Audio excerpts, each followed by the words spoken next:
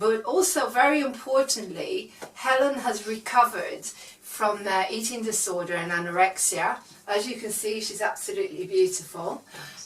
This time last year, Helen was very ill and we nearly lost her. I'm very grateful to say that she's very well now.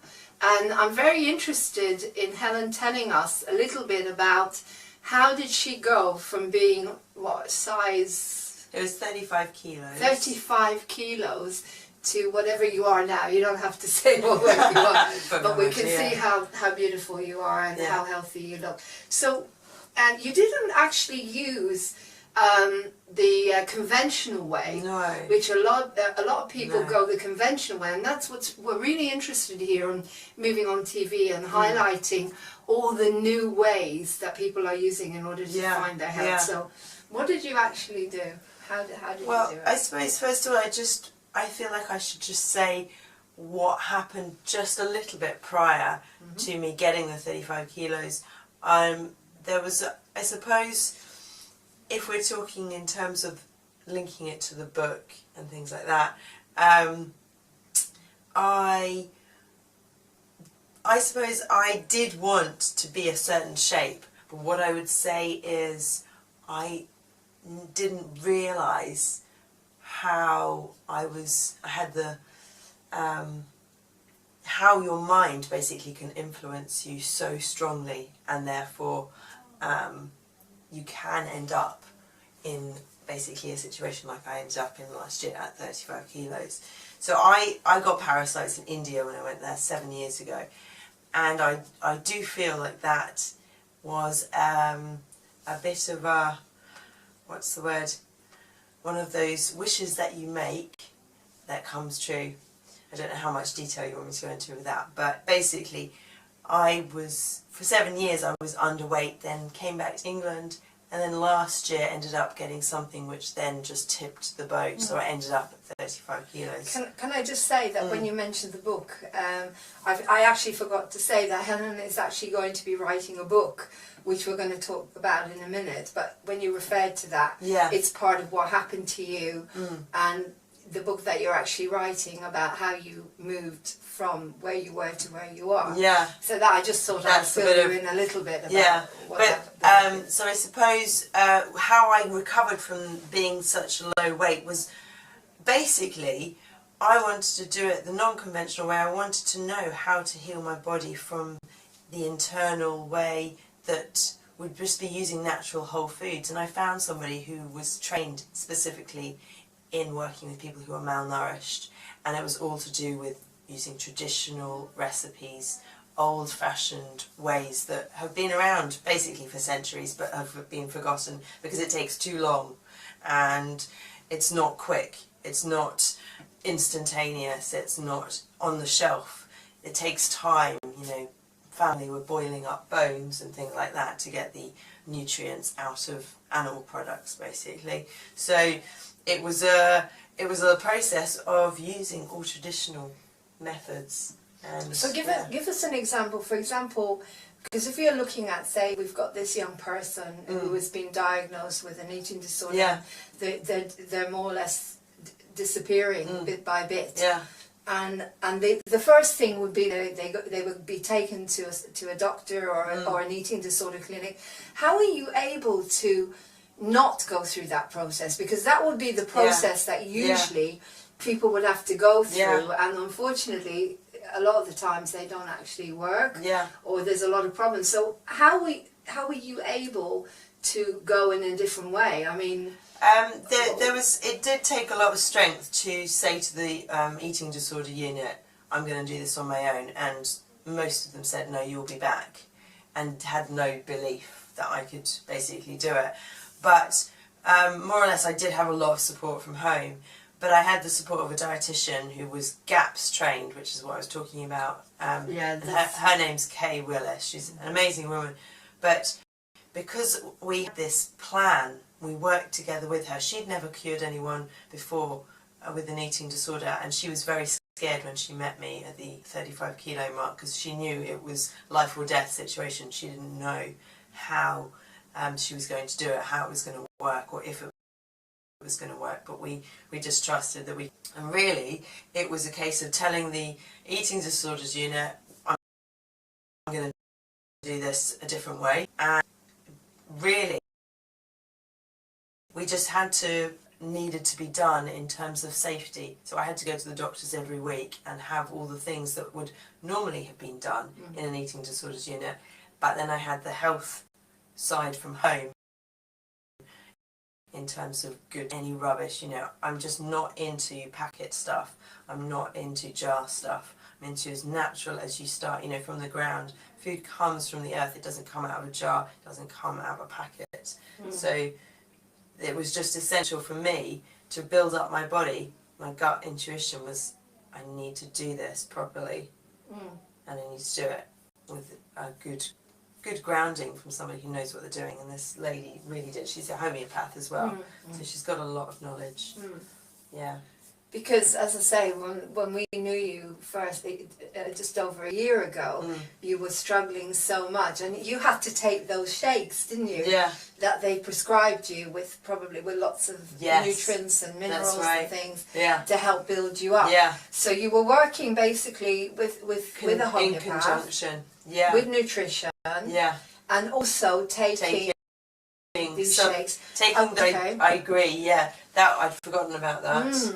That was something that I had a lot of resistance to. They were the best, but they were a helping hand, and they were conventional. You had to take them. But I had to, yeah. They would have put you back into hospital. Yeah, that was actually one of the conditions, that I go home, but I still have these shakes. Sure. Yeah. But the thing is, Helen, that we know that eating disorders, everything comes from the mind. Exactly. And crisis and trauma. Exactly. So how did you work through that? Because again, everything we believe is the mind, body, spirit. Everyone who's diagnosed, they're not enough just to go on shakes or just to eat. How did you deal with the rest of it? That's a really interesting question, because when it comes to being told I had anorexia nervosa, or an anorexic disorder, I know for me, I never wanted to be skinny.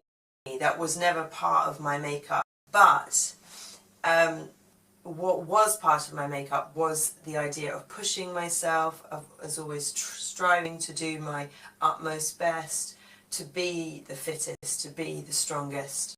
And when you're in that mentality of pushing yourself, sometimes things basically you don't realise what you're doing to your body. You just, so it's this perfectionism thing? It's this perfectionism thing. Yeah. And it's just the idea that everything will be fine. Just keep pushing. And that was the interesting thing. For everybody who has an eating disorder, there will be something different that will have triggered the situation they're in. It might not just be as simple as, I want to look like Kate Moss. There might be a lot of other things involved, like a spider's web, and it's a case of untangling those. So I had friends come over, you might know one of them, who did things, meditation and hypnosis with me. I had Kay, basically the homeopath and dietitian. She's also has a side to her, which is counselling, using all sorts of different techniques, but Louise Hay and things like that. So there was, in terms of working with people with eating disorders, I think the most important thing to understand is it's never just a straightforward, I want to be skinny.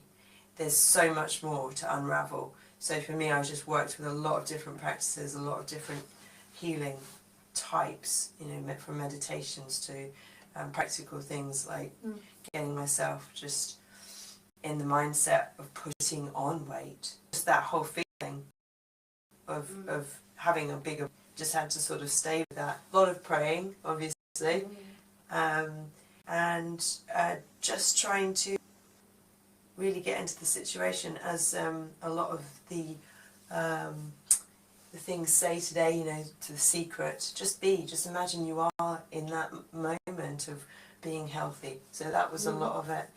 And somebody also said to me, just be grateful for this.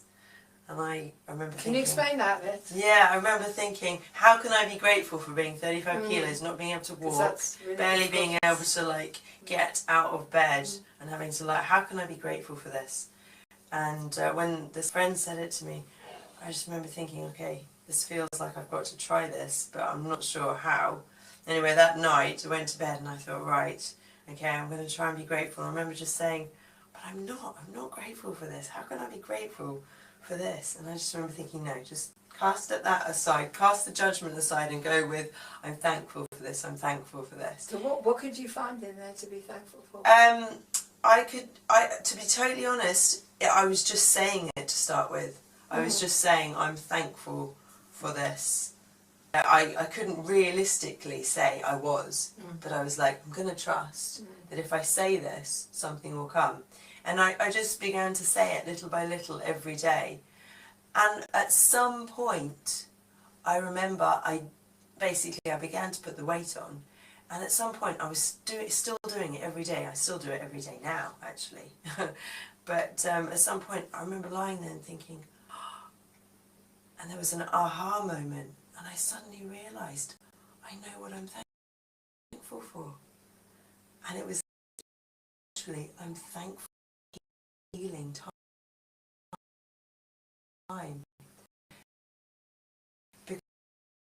Because of a huge chunk of my life to heal a lot of things that were childhood through that process. It's about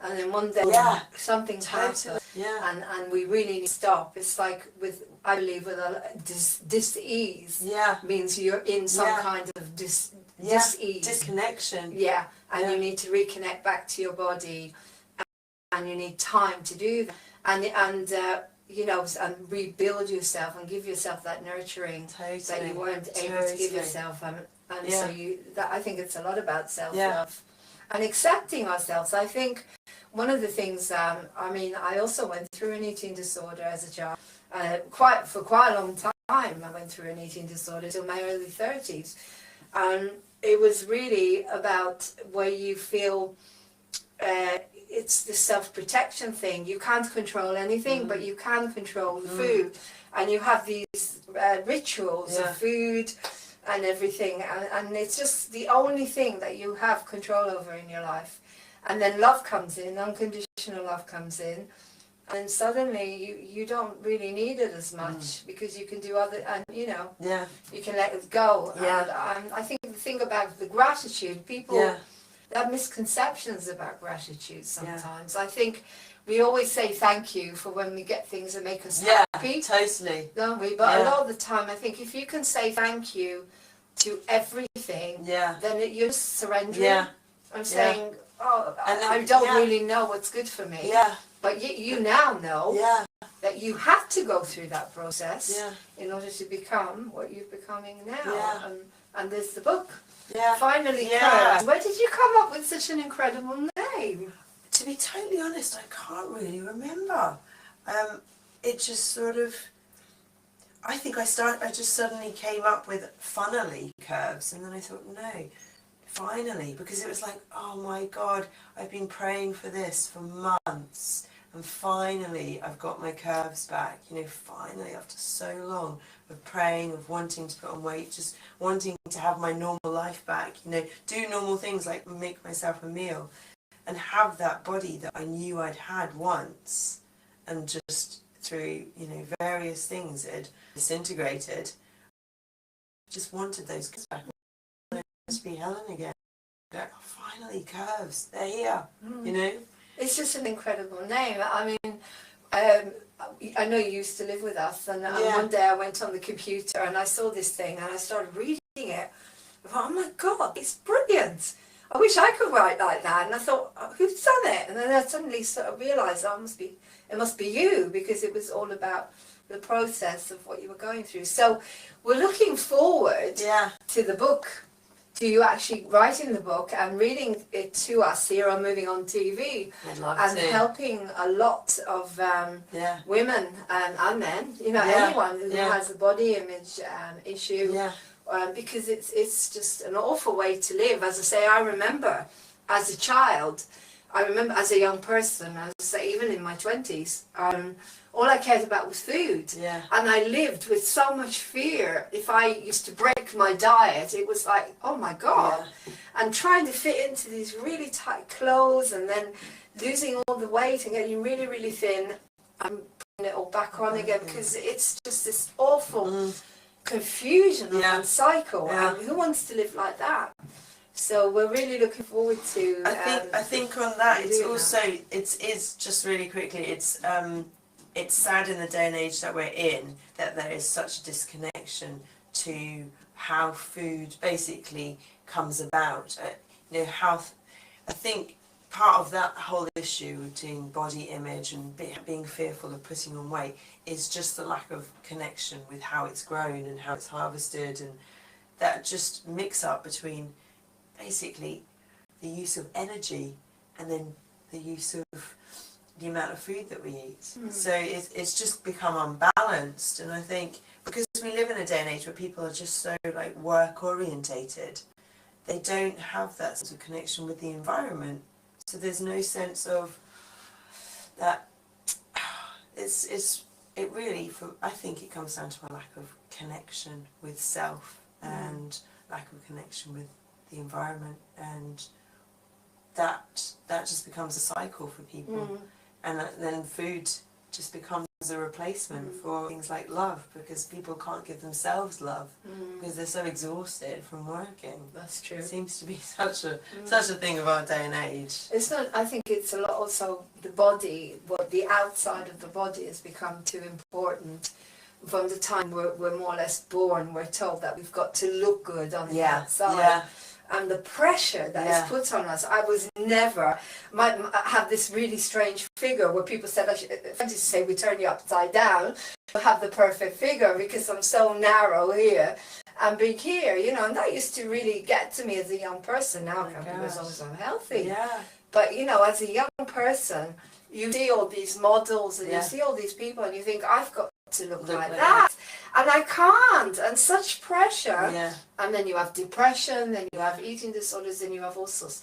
And I think what we need to do, and I'm hoping we're going to do this on maybe on TV more, is to learn what's inside is much more important. Yeah. Your talents and your creativity and it's, your love. It's funny that you talk about that because we haven't said much about yoga, but just no, briefly, I'm a yoga yoga teacher, and I think just in terms of realising, I think yoga definitely has helped me really come to this understanding that, you know, we talk about it not being important what you look like. Yeah, everyone knows that, but really and truly, how can you believe that when we keep seeing all these images? And so that's for me the best thing about being a yoga teacher is this realization that you're always developing internally, you're always developing these beautiful strengths. We all have these strengths. Yeah, we have weaknesses, but we all have strengths, and we all are individuals. As the Monty Python sketch says, we're all individuals. We all have those beautiful things that people, that you touch people with. And with yoga, that really does help me bring out my full potential. And I've noticed over time, it's making me stronger, more confident in things, in my creativity. And I think we all have weaknesses. You begin to see those weaknesses for what they are, and you begin to observe them more and just understand and become aware of them more. So it's one of those practices anyone can do. You don't have to be skinny, this whole thing around being flexible. I can't do yoga because I'm not flexible. No, that's not what it's about. You come to yoga, you do what little you can do, and slowly you progress and you develop. That's where everyone starts. And I think if you can just get down on the floor and do one thing a day, give yourself 2 minutes with your body and just say, I'm going to stretch it.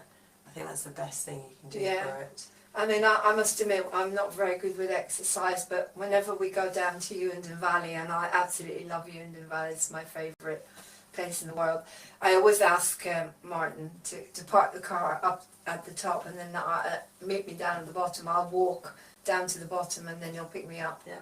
And I feel, you know, I've got my exercise that way, or maybe when I'm acting and performing, and you do feel a lot better. Yeah, wow. So when are you qualifying? I am a qualified yoga teacher. I'm just doing an integration course because Okay. I qualified in Australia. So Right. I'm doing one with the British Wheel of Yoga here. It's just to bring the two across. Mhm. You know how different people have different organisations focus on different things, and I wanted to focus a bit more on anatomy in England. Brilliant. That's what the course does. So yeah, I've just got a few assessments at the moment on that. But it's been something like yoga is like, you know, you can imagine it's this 360 view, and you start off with this much and you go, oh wow, there's that much, and then you go, oh wow, and then you go, oh my god, there's that much. Oh.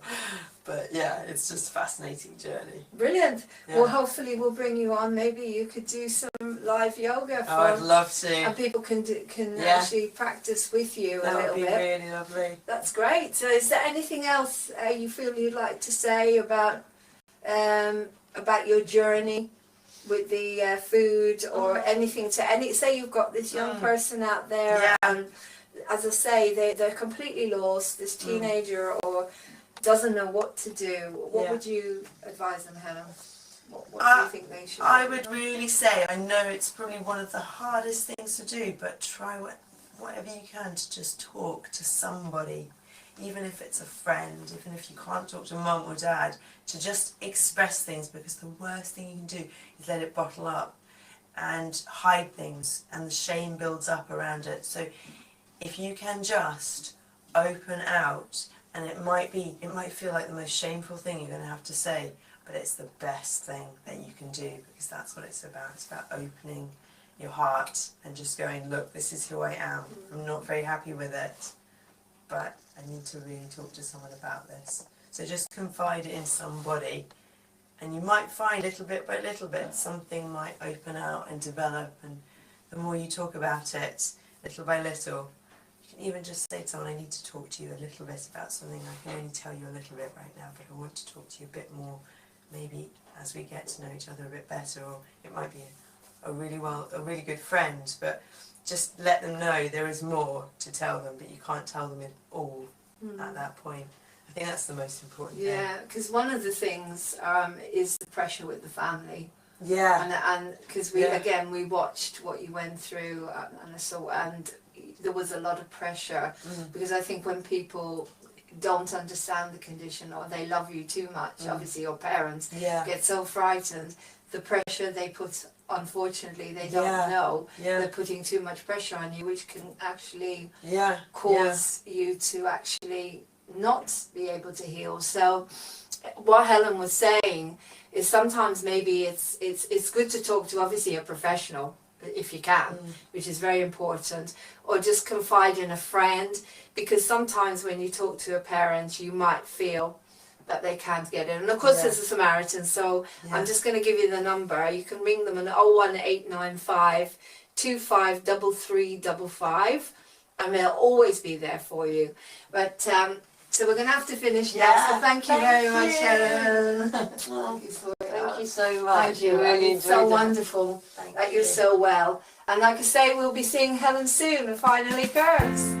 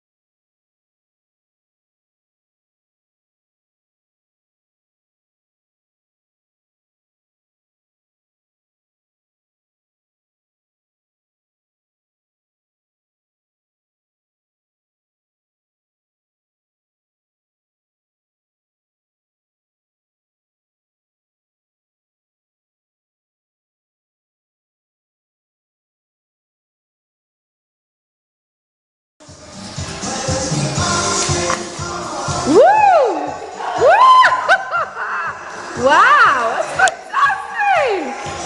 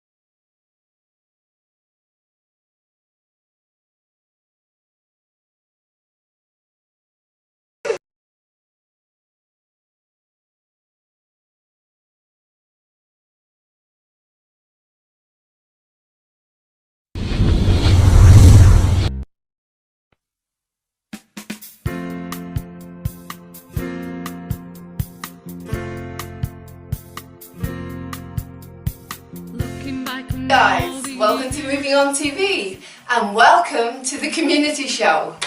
We're back and we're back with extraordinary people that have got wonderful stories, and today I've got one of them, a unique man, Pete Lange. Hi Pete, so we have you today. Pleasure.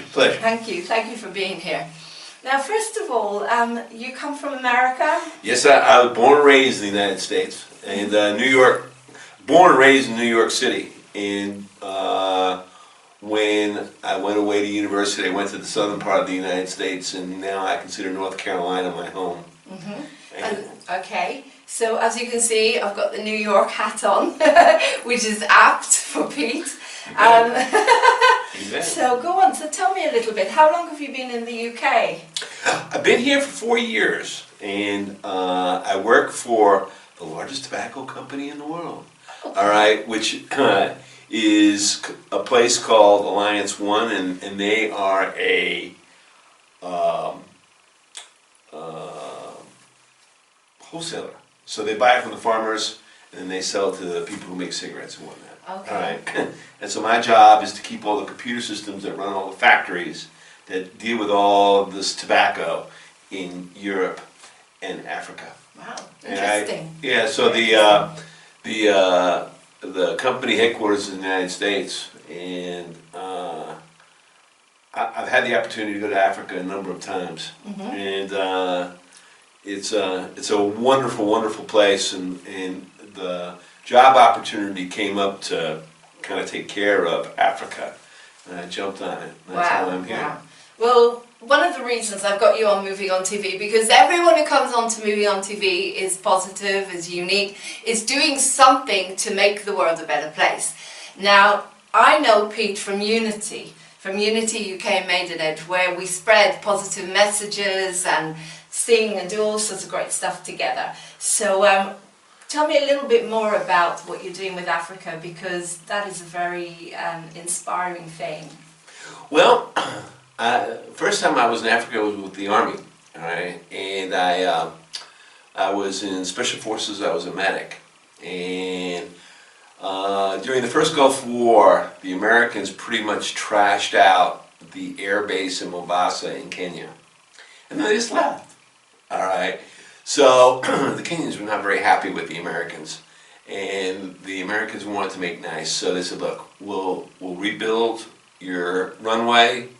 We will send over a set of trainers," which was the Special Forces unit that was attached to go ahead and train a Special Forces unit for you, and which is parachuting.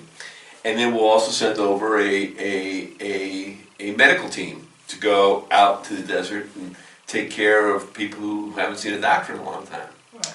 So so that's how you're basically contributing. That's by right. making sure that they get a medical team. Well, and actually, here's the thing about it. We had one medic. We had two doctors, a vet, and a dentist. All right. Okay. And of all those, I would say the dentist and the vet were the most valuable. Okay. All right, because you've been to the doctor. You go and they write down what's wrong with you, and they say, all right, come back in 3 weeks, and then we'll look at it again. Well, in this situation, these people are never going to be seen by that doctor again. All right, what they can do is pretty limited. Mm-hmm. Whereas the dentist, if somebody has, usually what we ended up doing is pulling teeth. All right, somebody's got a tooth that hurts, and you pull it out. You have done them some good. Right. All right. Okay. And then with the animals, what we would do is we would inoculate them and deworm them. And that sounds kind of gross, I guess. Yeah. But what happened was all of the nutrition that was going to the worms was now being produced into meat and to milk that the families of the local villagers could consume. And when they heard that the Americans were coming and they were bringing, medicine for the animals, I mean, we'd come to a village and there'd be thousands of people there. Right. Okay, so that's a bit of background news. Now, you're also very involved in Unity. Unity, as I say, is a very positive group, and that meets to promote abundance and healing and health and everything. But is it okay if I ask you a little bit about your story? Because I know you've been through a lot. Yes. You've been through a lot in life. I don't know enough about it, but I know you've been through a lot in life, and yet you're a very positive, very bubbly, very loving, very giving human being. So do you mind telling us just a little bit about your personal history? Well, I grew up a white kid in a Puerto Rican black neighborhood. Oh, wow. I grew up in the hood. All right. We got someone from the hood on moving on TV, and That's right. A matter of fact, what's the name of that rap group? There's a Christmas rap song about Christmas in Hollis, Queens. Oh, don't ask me. All right. I don't know anything about rap. All right. So anyways, but be this as may, be more as a house is where I live, and I didn't enjoy that very much. Most people tend to like wherever it was that they grew up is, this is home.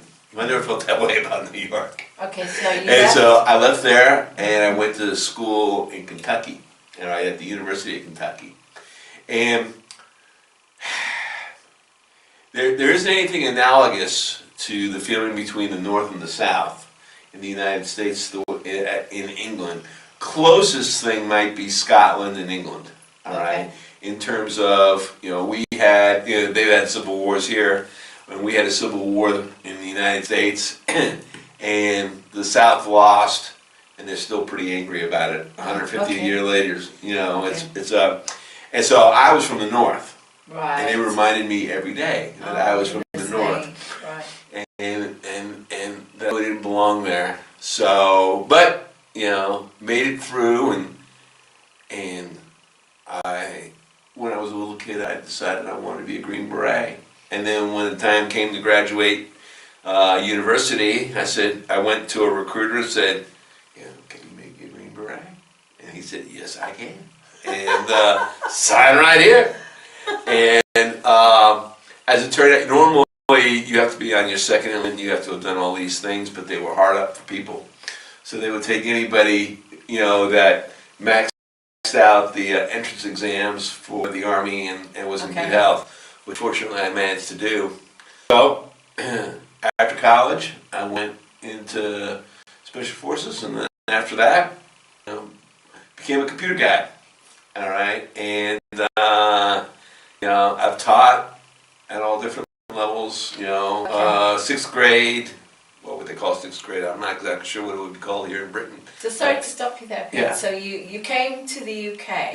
Yes. But you went through some stuff in the UK, didn't you, with your children? Is that right?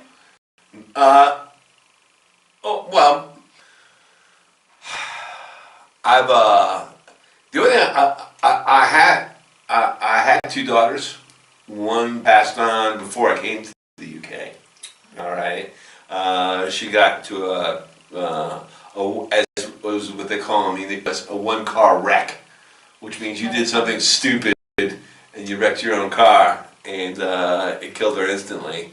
And then my younger daughter, when she graduated from university, I promised her a trip wherever she wanted to go. She said, "I want to go to England." So Okay.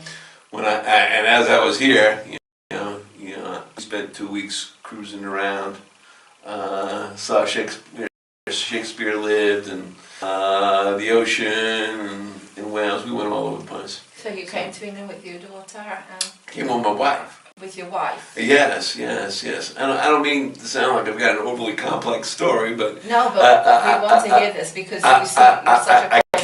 I came over with my wife, and then life was pretty good. We had our little place, and we had our way of life, and then my wife is Lebanese, and Okay. it is the duty of a Lebanese senior daughter to take care of her in her old age when she gets ill.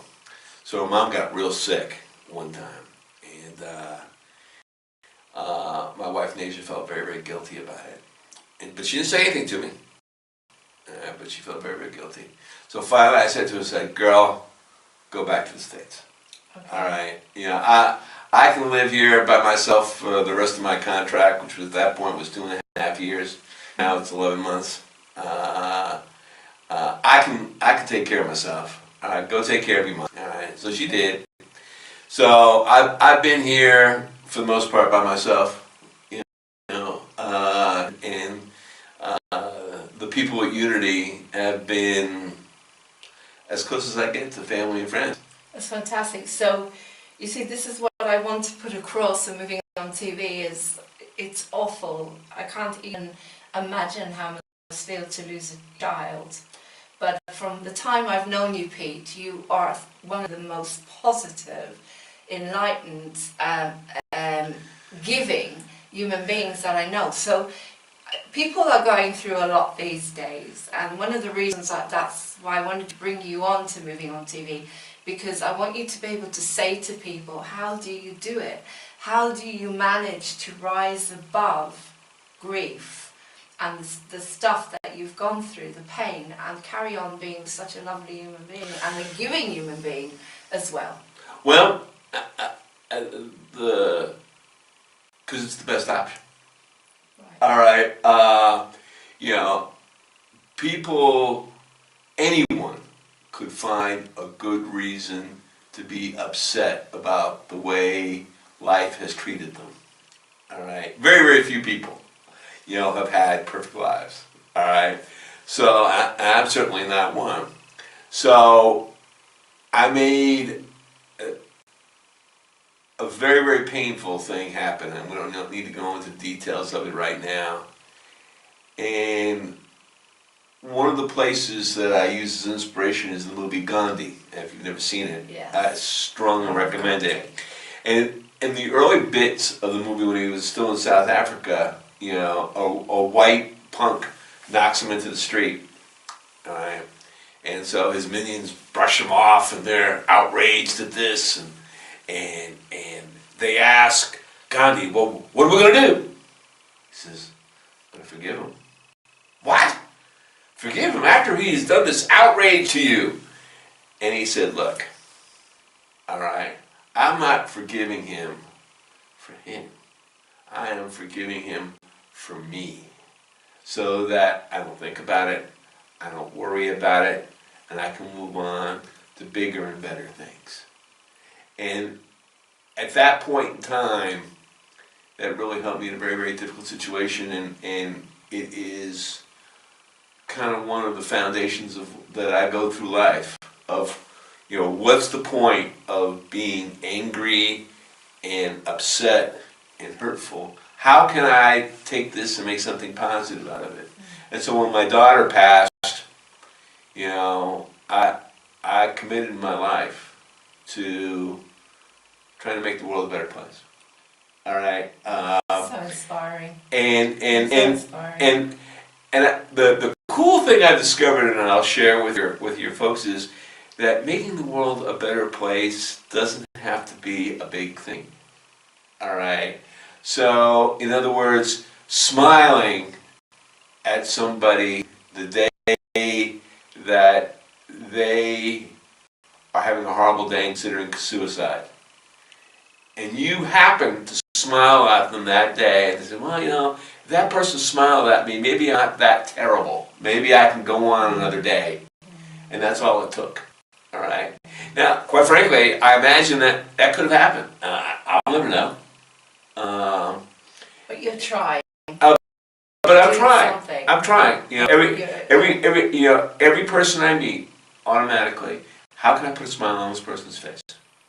That's amazing. So we're going to take a break there, Pete, because Sure. we do need to have some adverts. But when we come back, we're going to talk to Pete more about this positivity and how you can do like small things a day to help yourself and to help others.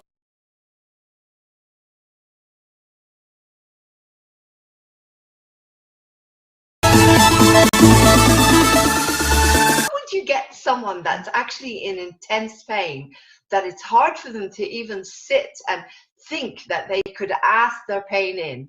How are you going to do it? Would you do that by steps, like slowly, gently? Because the first thing that you want to do is imagine that you're holding a sword and shield while setting the sword and shield down, and then walking up to an imagined sacred space, the door opening, and then your issue, say neck pain, walking through the door, and you welcome it. You say, well,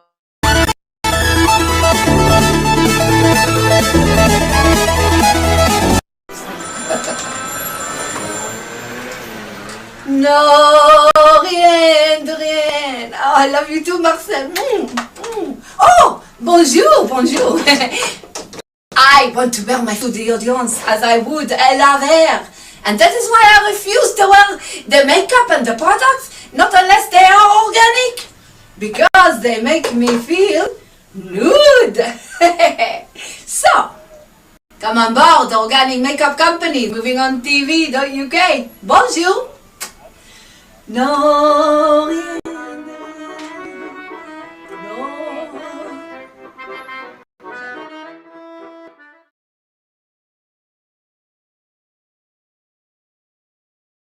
We're back, and on the community show today I am talking to Pete Lange, who's come all the way to High Wycombe, not from New York, but actually from... I live in Wokingham. In Wokingham. Now, before the break, we were talking to Pete about positivity and how to make the world a better place just by doing little things, kind things, in spite of the fact that we're going through a lot. You know, people are going through grief and all sorts of stuff. And so I've got Pete here today who wants to say a little bit about that. So what can people do on a daily basis that not only makes other people feel good, but obviously if they do something nice for someone else, they're going to feel good inside. So how did you learn all of this? Were you brought up that way? Actually, no.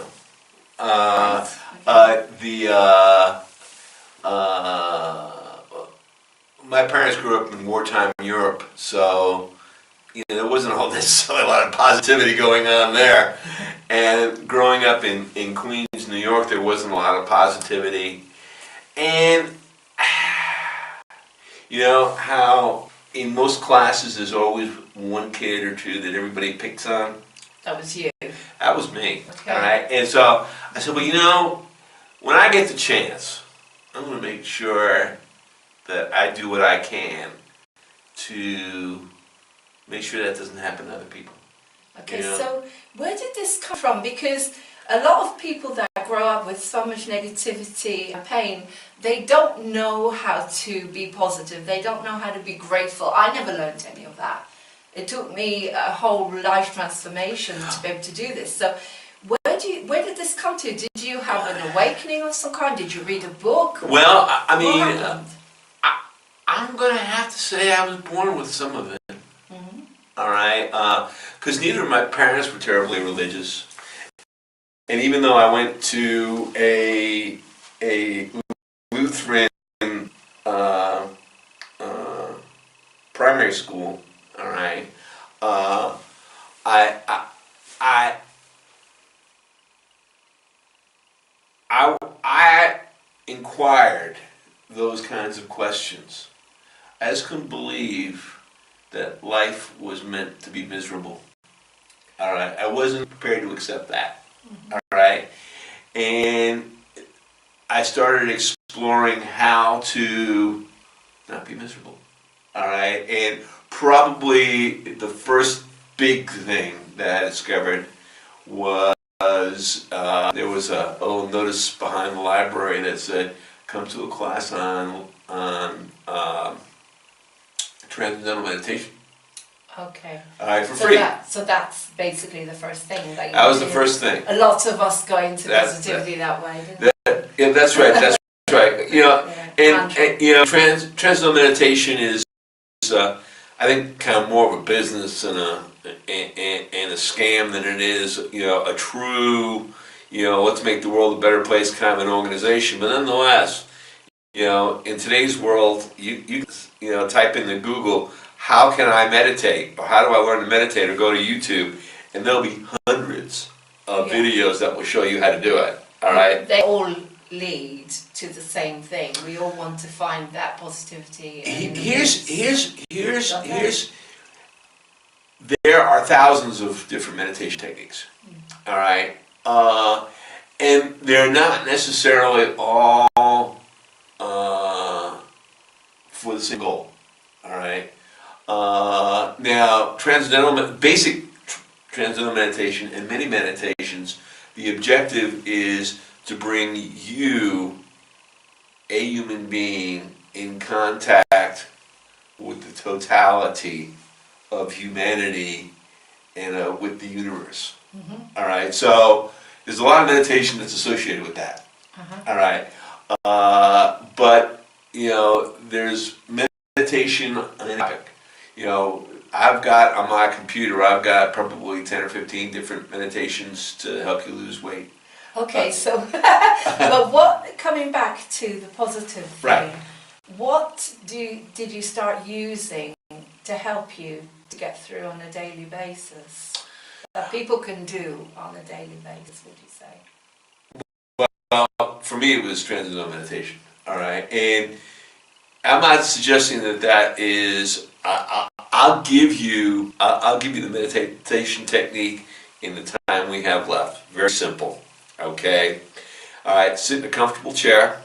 Sit up as straight as you can, but don't freak out about, you know, being rigid. And breathe in. Say one. Breathe out. Say one.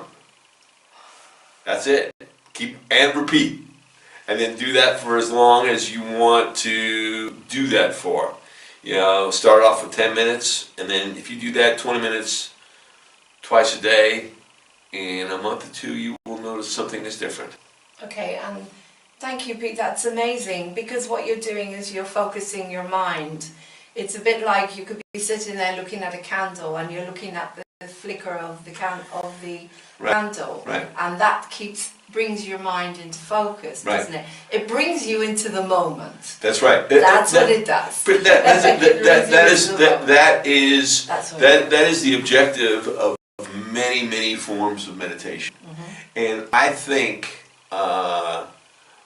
personally, that even people who do not believe in spiritual things are still trying to find a way to stay in the moment, because I think that's just something beings naturally do. That's one of the things that we have come to this world to figure out. To stay in the moment. How to stay in the moment. And if you can do that, you are staying closer to your higher power.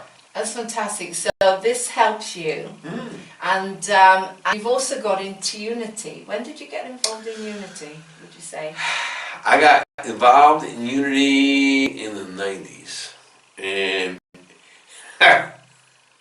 what happened was I had gone to a Unitarian Universalist church, and decided I had moved and wanted to go to another one. And I looked up an address in the phone book, and I thought it was a Unitarian Universalist church. It turned out to be a Unity church. All right, and that's the first time I never even heard of Unity. Okay. All right, and they have a very, very simple 5 basic rules. That's it. There's no theology. There's nothing that you have to remember. Nothing you have to agree to. All right. Nothing that you have to believe in. There are 5 rules, although if you don't necessarily believe in those, nobody's going to kick you out either. Sure. And then after that, it's a safe place for you to decide, the nature of your higher power and how you can get closer to it. Okay, so moving on from Unity, that's where I met Pete, and over the last few years, and I as I said, I have failed that you would make an incredible presenter, host for Moving On TV. I'm honored. Because the whole point of Moving On TV is positivity and, teaching people how to rise above what's going on in our world. So how do you feel about that? I'm quite excited. Yeah. I really am. I'm, as you know, I'm studying to be a minister because, Yeah. as a matter of fact, I finished all of my classes. All right, I've got a bunch of practical things before I get. Did you get a title that we have to call you by? Pete. Just Pete. Yeah. You become a certified teacher. All right, Right. and then you become a minister. Okay. All right. So I'm working on my teacher bit. All right, but that gives you enough juice to be able to conduct the day-to-day affairs of a church. Mm-hmm. All right, either here in Britain or in the United States. So because there are just so many people. They're so sad, and I saw a BBC show about some outrageous number, like 5 million people in Britain will go an entire month without speaking to somebody on any kind of more than one sentence. Oh, goodness. And so the number of people, and it seems it's worse here than it is in the United States when it comes to that. Moving on TV. Get them talking, get That's them true. interacting. That's true. The whole point. I really think that while the internet and TV is a wonderful thing, one bad thing about it is that it makes it a lot easier to sit in your house by yourself. Exactly. All right, That's what and so before then, people would form groups.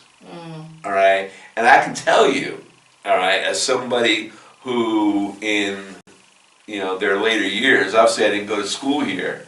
All right, it is very, very hard, to meet people and to develop a social life if you didn't have one before you got here. So.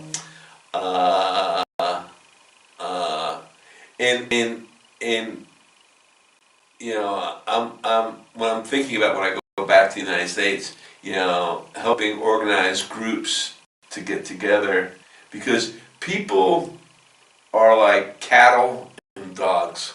All right, they are herd animals. Their followers. Well, no. In other words, they are herd animals. They don't live by themselves. That's why they like to be with people. They like to be with other people. Social. That's right. And loneliness is not a That's natural right. That's thing. right. Which is why solitary confinement is considered such an onerous punishment. All right, because are you doing anything particularly terrible to them? No. All right, you're feeding them. You're giving them a place to sleep. All right. It is you are depriving them from interacting with other human beings. Exactly. And that's one of the problems, sorry Pete, this is one of the problems, that loneliness causes depression and causes mental illness. As you know from my story, when I was in the wheelchair, the depressions were getting very serious. So what we're trying to do here is we want to bring people on, and as a host or a presenter or someone who's involved in this, in Moving on TV, we want to bring people on to get them out of the house, to find their uniqueness, to find their talents, to find anything that makes them feel that they're connected in some way to the human race. So, but I'm going to have to end the interview there. And it's wonderful having you here, and I'm really looking forward to you doing some interviews and possibly interviewing me. So that's it today for the community show. If you have a dream or a story, you're writing a book, you want to talk about anything that makes you feel good inside, or if there's any way that we can help you combat loneliness, combat unhappiness, and stop you from watching all the negative stuff out there, then please contact me. It's Laurene, LAURENE, at movingontv.uk. Come on board, and we'll work together. Anyway, it's lovely speaking to you today, Pete. Thank you so much. God bless. Yeah. All right, cheers. Namaste, everyone.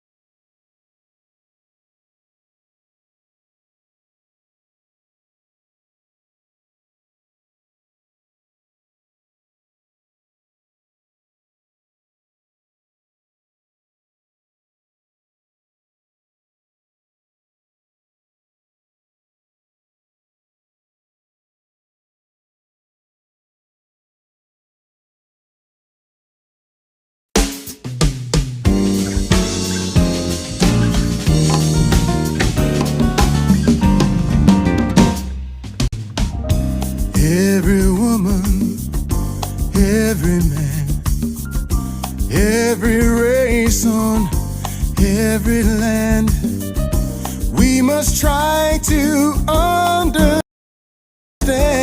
Through his light, his love, we are one. Every creature from earth to sea, every leaf on every tree, we all share the same energy. Through his light and his love, we are one. We are one. I know that it's so hard for us to see. We are one. Illusion separating you and me. We are one. Caught in life's duality. We are light, we are love, we are one. Those who hear me, those who know, now it's time for us to show that his way is the way to go. Through his light and his love, we are one. We are one. I know that it's so hard for us to see. We are one. Illusion separating you and me. We are one. Caught in life's duality. We are light, we are love, we are one.